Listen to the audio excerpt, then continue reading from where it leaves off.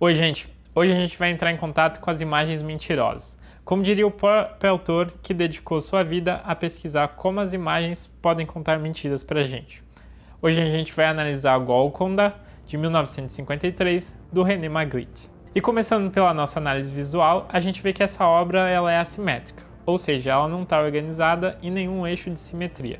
Além disso, a gente consegue perceber 5 planos compositivos aqui. O plano do fundo ele representa o céu. Ele é predominantemente azul, mas a gente consegue perceber uma progressão do azul para o branco, de cima para baixo. Sobrepondo esse plano, a gente tem a primeira camada de uma textura formada por figuras humanas. A gente vê que essas figuras elas estão distribuídas de forma de uma rede diagonal. A rede diagonal é um conceito matemático de uma progressão vetorial no espaço. E eu vou colocar aqui para vocês como ela funciona. A gente tem os pontos que estão equidistantes a partir de um vetor. E geralmente ela forma um padrão assim, como a gente consegue perceber na própria obra. Quebrando a continuidade dessa rede diagonal e criando um novo plano compositivo, a gente tem o plano da figura que contém a casa. Essa casa ela ocupa quase metade do campo compositivo, o que cria aqui uma tensão visual, que a gente fica tentando entender por que ela não está na linha do centro da obra. Quando a gente analisa a própria casa, a gente vê que 2/3 dela é predominantemente rosa, e 1/3 dela é um rosa mais escuro, mais avermelhado. Sobre essa casa, a gente tem mais uma rede diagonal de figuras humanoides.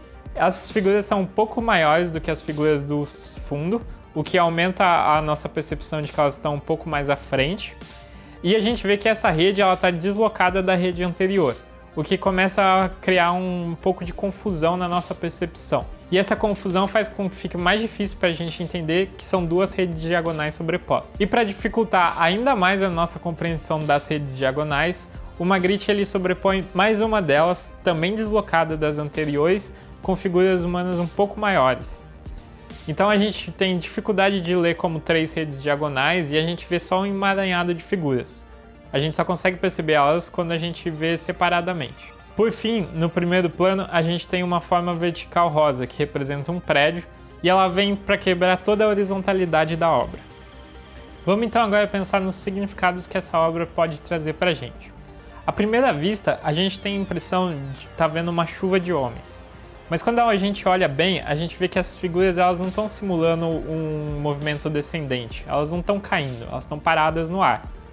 E aí quando a gente pensa na composição e na coisa da rede diagonal, a gente vê que parece que essas figuras elas estão interligadas de alguma forma.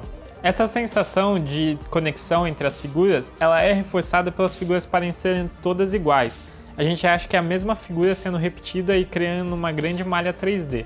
Mas o que acontece é que quando a gente olha individualmente, as figuras elas são levemente diferentes. Tem até aqui um retrato do Magritte e de um amigo dele. Então a gente pode concluir que essa obra está trabalhando essa dualidade entre individualidade e coletivo. A gente tem também a figura da casa. E essa casa está com todas as janelas fechadas lá no plano de fundo. E a gente não consegue saber o que está acontecendo lá dentro. E aqui fora está a rua. Então ela está falando um pouco também sobre esse espaço privado, esse segredo, e esse espaço público onde a gente está conectado. E o nome Golconda, ele é o nome de uma cidade forte da Índia. Essa cidade ela é guardada por forte, né? Então ela reforça ainda mais essa percepção de diferenciação do que está privado, guardado, e do que está público.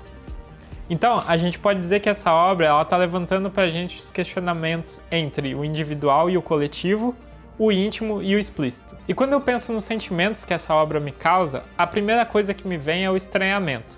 Esse estranhamento ele é porque o Magritte ele usa uma linguagem muito realista, com um retrato de uma cena muito cotidiana, só que tem um toque de surrealismo, que são esses homens voando. E aí a primeira coisa que me vem é a estranheza, e essa estranheza ela evolui para uma curiosidade. Eu quero entender o que está querendo ser dito ali.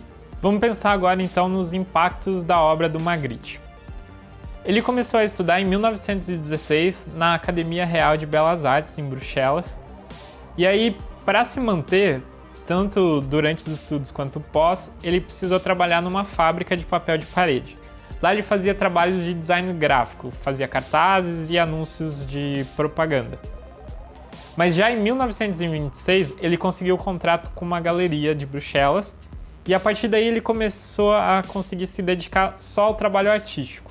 Então a gente vê que ainda em vida ele conseguiu criar uma relação comercial com a sua obra. E principalmente nos últimos 10 anos, ele conseguiu uma explosão internacional e conseguiu dar para essa obra uma grande importância econômica. Hoje a obra dele é economicamente tão importante que, além de estar em coleções, existe um museu do Magritte. E quando a gente vai falar do impacto social da obra dele, é legal a gente ver que ele foi um fomentador do surrealismo.